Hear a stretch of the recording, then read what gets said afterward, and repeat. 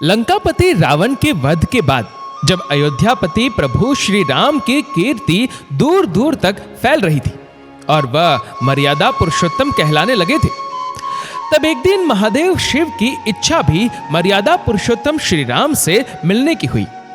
पार्वती जी को संग लेकर महादेव कैलाश पर्वत से उतरकर अयोध्या नगरी के रास्ते पर चल पड़े। भगवान शिव और मां पार्वती को अयोध्या आया देखकर श्री सीताराम जी बहुत खुश हुए। माता जानकी ने उनका उचित आदर सत्कार किया और स्वयं भोजन बनाने के लिए रसोई में चली गई। इस बीच भगवान शिव ने श्री राम जी से पूछा, आपके सेवक हनुमान जी दिखाई नहीं पड़ रहे?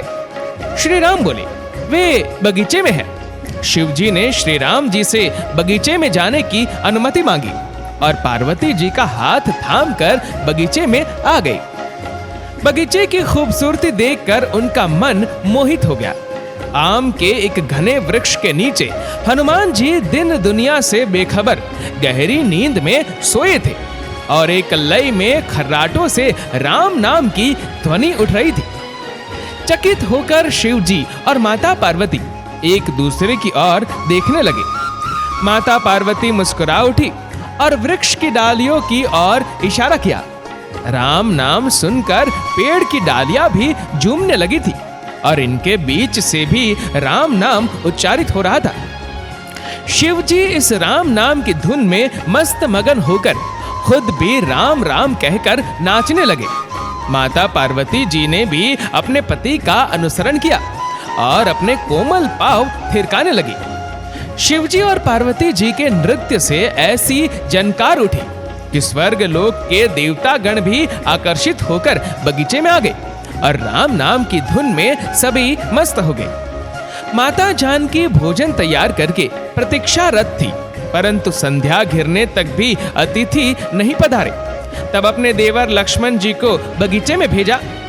लक्ष्मण जी तो स्वयं को श्री राम का सेवक ही मानते थे, अतः बगीचे में आकर जब उन्होंने धरती पर स्वर्ग का नजारा देखा तो खुद भी राम नाम की धुन में झूम उठे। महल में माता जानकी परेशान हो रही थी कि अभी तक भोजन ग्रहण करने कोई भी क्यों नहीं आया। उन्होंने श्री राम जी से कहा, भोजन ठंडा हो रहा है, चलिए हम ही जाकर बगीचे में से सभी को ले आए।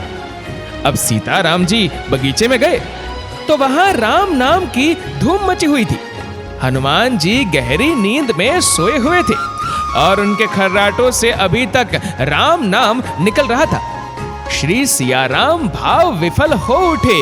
राम जी ने हनुमान जी को नींद से जगाया और प्रेम से उनकी तरफ निहारने लगे। हनुमान जी प्रभु को आया देख शीघ्रता से उठ गए और नृत्य का समा भंग हो गया।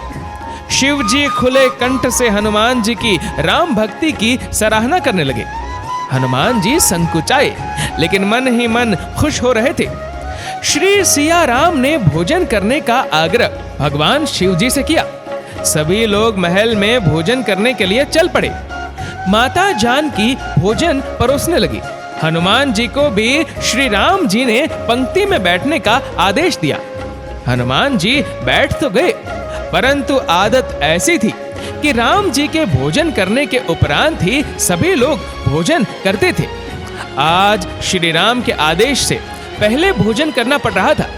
माता जानकी हनुमान जी को भोजन परोसती जा रही थी, पर हनुमान का पेट ही नहीं भर रहा था। सीता जी कुछ समय तक तो उन्हें भोजन परोसती रही, फिर समझ गई इस तरह से तो हनुमान जी का पेट नहीं भरेगा। उन्होंने तुलसी के एक पत्ते पर राम नाम लिखा और भोजन के साथ हनुमान जी को परोस दिया। तुलसी पत्र खाते ही हनुमान जी को संतुष्टि मिली और वह भोजन खाकर उठ खड़े हुए। भगवान शिव शंकर ने प्रसन्न होकर हनुमान जी को आशीर्वाद दिया कि आपकी राम भक्ति युगों युगों तक याद की जाएगी और आप संकट मोचन कहलाएंगे। संकट हरे मिटे सब वीरा, जो सुमिरे हनुमत बलबीरा।